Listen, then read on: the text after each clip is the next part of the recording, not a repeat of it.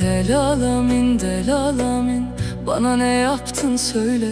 Kalbimi, bu kalbimi neden böyle yaraladın? Sensiz geçen uzun gecelerde gözlerim hep seni arar, bekler. Sen aşk dedin, ben inandım.